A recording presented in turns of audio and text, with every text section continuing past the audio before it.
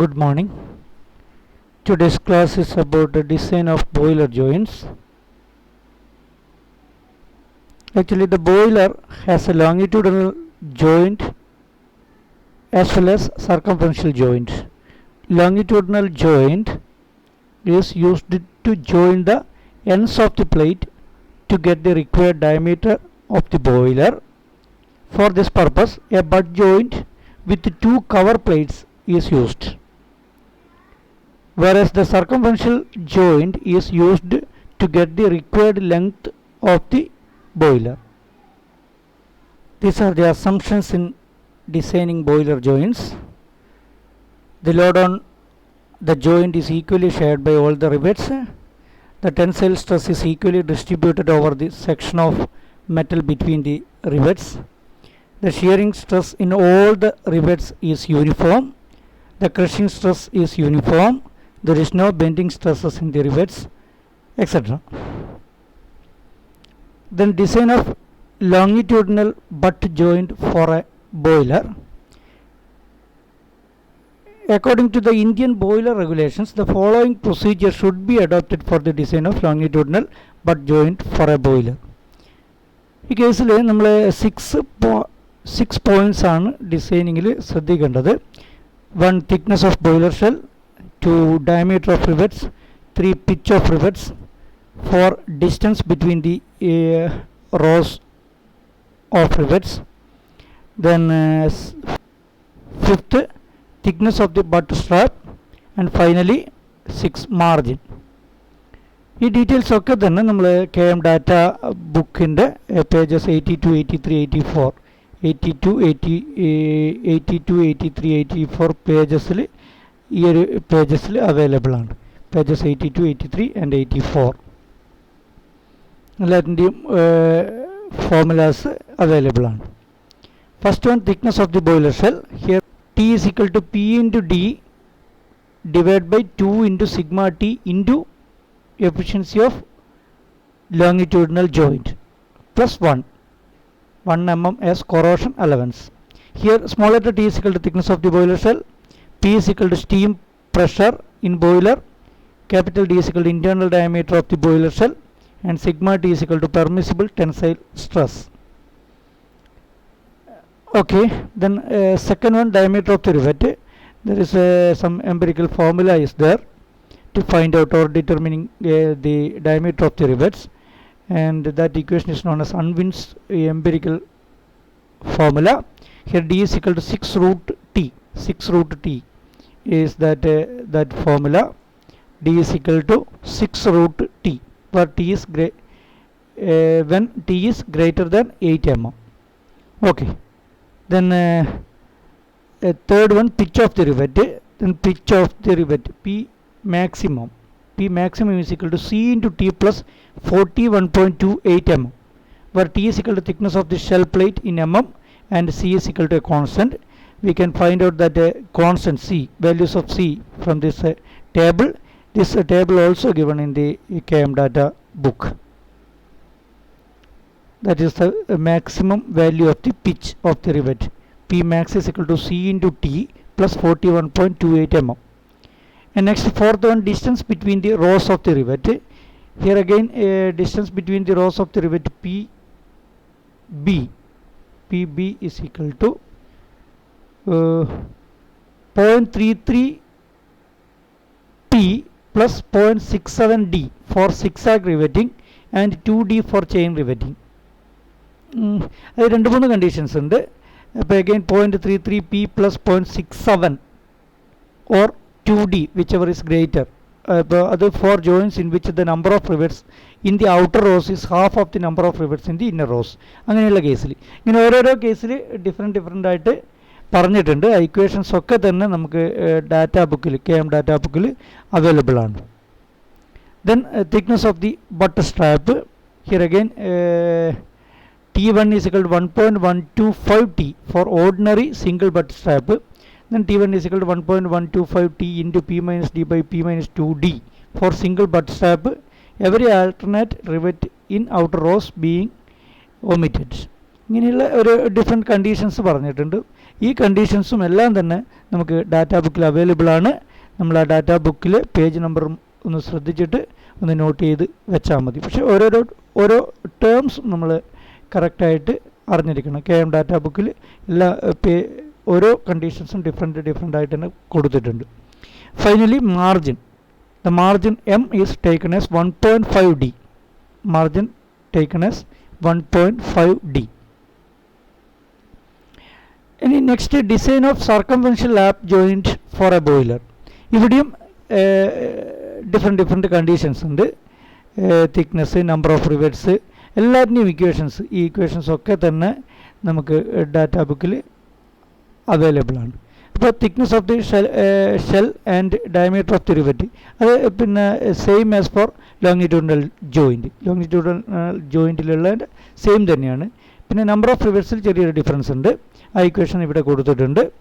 Next ഇതാണ് actually longitudinal and circumferential joint. Circumferential joint ആണ് ആദ്യം കൊടുത്ത പാർട്ട്. ഈ ഒരു പാർട്ടാണ് സർക്കംഫറൻഷ്യൽ ജോയിൻറ്റ് എന്ന് പറയുന്നത്. ഇതാണ് ലോങ്ങിറ്റ്യൂഡിനൽ ജോയിൻറ്റ് എന്ന് പറയുന്നത്. ഈ രണ്ട് കണ്ടീഷൻസും ഇങ്ങനെയാണ് ബോയിലർ ഡിസൈനിൽ നമ്മൾ യൂസ് ചെയ്യുന്നത്. അപ്പോൾ circumferential joint double riveted lap joint 6 model. ഇത് 6 ആയിട്ടാണ് ഇത് കൊടുത്തിട്ടുള്ളത്.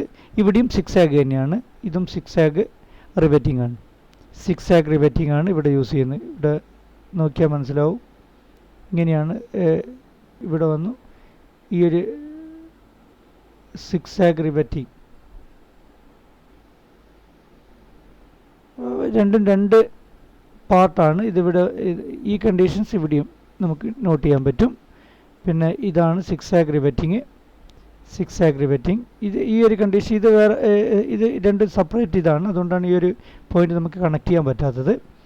എൻ്റെ ഡിസൈൻ എന്ന് പറഞ്ഞാൽ ഇതൊരു ഒരു പ്ലേറ്റ് ആണ്. ഇത് വേറൊരു ജോയിൻ ചെയ്യുന്ന പ്ലേറ്റ് ആണ്. അപ്പോൾ ഈ പ്ലേറ്റിലാണ് 6 ആയിട്ട് കാണിക്കുന്നത്. ഇതാണ് 6 റിബറ്റിംഗ്. ഇവിടെ ഇത് നമുക്ക് യൂസ് ചെയ്യാൻ പറ്റില്ല. ഓക്കെ, ഈ ഒരു കണ്ടീഷൻ അല്ല. ഈ രണ്ട് പോയിൻറ്റ്സ് ഈ ഒരു ലൈൻസ് നമുക്ക് ഒമിറ്റ് ചെയ്യണം. ഇതാണ് 6 ആയിട്ട് കാണിച്ചിട്ടുള്ളത്. Okay, next pitch of the rivet. അത് പിന്നെ ഈ കണ്ടീഷൻസ് ഒക്കെ തന്നെ ക്ലിയർ ആയിട്ട് കൊടുത്തിട്ടുണ്ട്. ആ ഇക്വേഷൻസ് ഇവിടെ എഫിഷ്യൻസി തന്നിട്ടുണ്ട്. Efficiency is equal to P - D / PT എന്ന് പറഞ്ഞൊരു ഇക്വേഷൻ തന്നിട്ടുണ്ട്. ഇതിൽ pitch of the rivets for the lap joint is equal to PL. ഇതിലെ PL എന്ന് പറയുന്ന part pitch of the rivets for the lap joint ആണ്. അപ്പോൾ ആ ഒരു കണ്ടീഷൻസ് ഒന്ന് നോക്കുക. Next number of rows is equal to total number of rivets divided number of rivets in 1 row. That's equal to pi into ഇവിടെ number of rivets in 1 row is equal to pi into D plus T divided by PL, where D is equal to inner diameter of the shell. ഇതാണ് ഓരോരോ conditions. Next boiler joints design. First problem, design a double riveted butt joint with 2 cover plates for the longitudinal seam of a boiler shell 1.5 meter in diameter, subjected to a steam pressure of 0.95 Newton per mm square.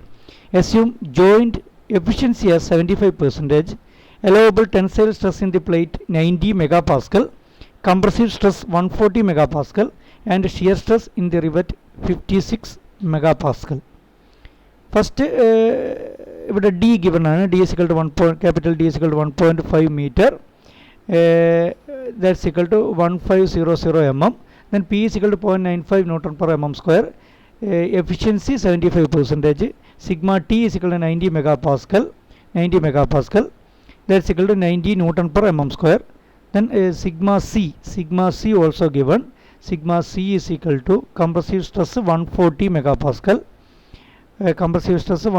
megapascal.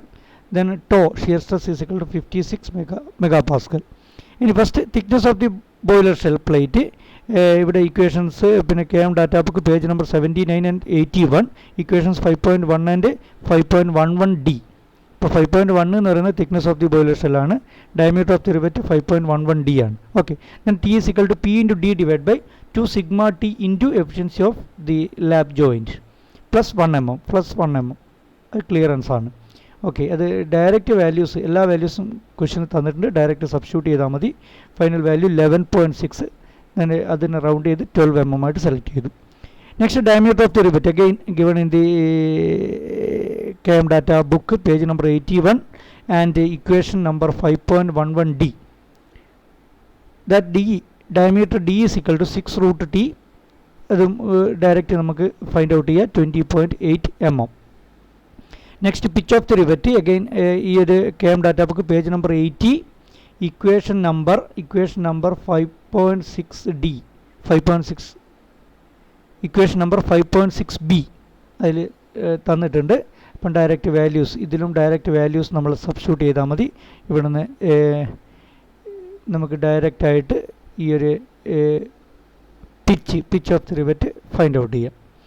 V know that the tearing resistance of the plate, ആ tearing resistance of the plate P minus D into T into sigma T ആ value substitute ചെയ്തിട്ട് നമുക്ക് ഈ ഒരു value find out ചെയ്യുക. P find out ചെയ്യുക ഇവിടെ ഈ കേസിൽ. ഓക്കെ, ഷിയറിംഗ് സ്ട്രെങ്ത് നമുക്കറിയാം. ഷിയറിംഗ് സ്ട്രെങ്ത് ഫൈൻഡ് ഔട്ട് ചെയ്യുമ്പോൾ shearing strength is equal to n into 1.875 into π/4 d² into to.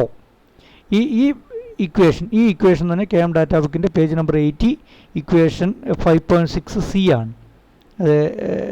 അത് അവിടെ നിന്ന് കിട്ടും. പിന്നെ 5.12 ബിയും ഈ ഇക്വേഷൻ യൂസ് ചെയ്യുന്നുണ്ട്. വേറെ പി മാക്സിൻ്റെ ഇക്വേഷൻ ഉണ്ട്. അതേപോലെ നമുക്ക് വേണ്ട ഈ 2-3 ഇക്വേഷൻസ് ഈ ഒരു ഡാറ്റാ ബുക്കിൽ അവൈലബിൾ ആണ്. അപ്പോൾ നമ്മളെന്താ ചെയ്യുന്നതെന്ന് പറഞ്ഞാൽ നേരത്തെ നമ്മൾ ഫൈൻഡ് ഔട്ട് ചെയ്ത് വെച്ച ഇക്വേഷൻ ഉണ്ട് 180 ഇൻറ്റു P-21 ന്യൂട്ടൺ. ഇതാണ് ടിയറിംഗ് റെസിസ്റ്റൻസ്. ഈ ഇക്വേഷനിൽ നിന്ന് കിട്ടുന്ന ടിയറിംഗ് റെസിസ്റ്റൻസ്. ഈ ടിയറിംഗ് റെസിസ്റ്റൻസിന് നമ്മൾ ഈ കിട്ടുന്ന ടിയറിംഗ് റെസിസ്റ്റൻസിനെ നമ്മൾ ഈ പി ടിയുമായിട്ട് ഇക്വേറ്റ് ചെയ്യണം. ആ പി ടി നമ്മൾ ഇവിടെ ഫൈൻഡ് ഔട്ട് ചെയ്യുന്നു. അപ്പോൾ പി ടി എന്ന് പറയുന്ന ഷിയറിംഗ് സ്ട്രെങ്ത് ആണ്. ആ ഷിയറിംഗ് സ്ട്രെങ്ത്തുമായിട്ട് ഇക്വേറ്റ് ചെയ്ത് കഴിഞ്ഞാൽ ഇപ്പോൾ 1080 into P-21 is equal to 72745 ആയിട്ട് ഇക്വേറ്റ് ചെയ്യും. അങ്ങനെയാണ് നമുക്ക് ഈ പിച്ച് നമുക്ക് ഫൈൻഡ് ഔട്ട് ചെയ്യാൻ പറ്റും. ആ ഇക്വേഷൻ പിച്ച് ഫൈൻഡ് ഔട്ട് ചെയ്യാൻ പറ്റും. അതിൻ്റെ മാക്സിമം പിച്ച് നമ്മൾ കണ്ടു നോക്കണം. മാക്സിമം പിച്ച് ഈ പറഞ്ഞ പിന്നെ ഇക്വേഷൻസ് ഡാറ്റാ ബുക്കിൽ അവൈലബിൾ ആണ്. C into T plus 41.28. അത് സി എന്ന് പറയുന്നത് അതിൻ്റെ ടേബിൾ എന്ന് പറയുന്നത് page number 85 table 5.4a KM data bookൽ ആ ടേബിളിൽ നിന്ന് നമുക്ക് ഈ കോൺസ്റ്റൻറ്റ് സി എന്ന് പറയുന്ന കോൺസ്റ്റൻറ്റ് ഫൈൻഡ് ഔട്ട് ചെയ്യാൻ പറ്റും.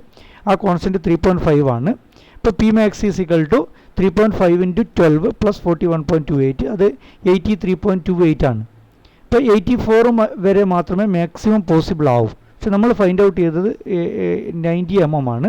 അപ്പോൾ നമ്മൾ മാക്സിമം പിച്ച് തന്നെ നമ്മൾ സെലക്ട് ചെയ്യണം. അപ്പോൾ 84 മാത്രമേ നമുക്ക് പെർമിസിബിൾ ആയിട്ടുള്ളൂ.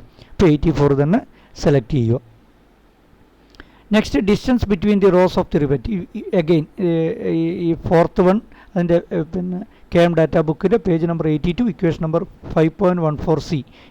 ഈ പിന്നെ ഡീറ്റെയിൽസ് നമ്മൾ കറക്റ്റായിട്ട് അറിഞ്ഞിരിക്കണം. എങ്കിൽ മാത്രമേ നമുക്ക് ഈ ഇക്വേഷൻസ് ഡയറക്റ്റ് അപ്ലൈ ചെയ്യാൻ പറ്റും. ആ ഇക്വേഷൻ കിട്ടിക്കഴിഞ്ഞാൽ ഡയറക്റ്റ് വാല്യൂസ് അപ്ലൈ ചെയ്യാൻ മാത്രമേ ഉള്ളൂ. നമുക്കത് 42 mm കിട്ടും. അതേപോലെ തന്നെ thickness of the cover plate again ഈ ഇക്വേഷനും അവൈലബിൾ ആണ്. Page number 80 equation 5.4c. അവിടെ നമുക്ക് 7.5 mm ആയിട്ട് കിട്ടും. Finally margin is equal to 1.5 d. ആ 1.5 ഇൻറ്റു 21 ദാറ്റ്സ് ഈക്വൽ ടു 31.5. അപ്പോൾ ഇവിടെ 32 mm കിട്ടും മാർജിൻ. ഇത്രയും കാര്യങ്ങളാണ് നമുക്ക് ഡിസൈനിങ്ങിൽ വേണ്ടത്. ആ മാർജിൻ വരെ ഫൈൻഡ് ഔട്ട് ചെയ്ത് കഴിഞ്ഞാൽ എല്ലാ ഈ 6 ഡാറ്റയും നമ്മൾ ലിസ്റ്റ് ഔട്ട് ചെയ്യും. അതാണ് ഫൈനൽ ആൻസർ.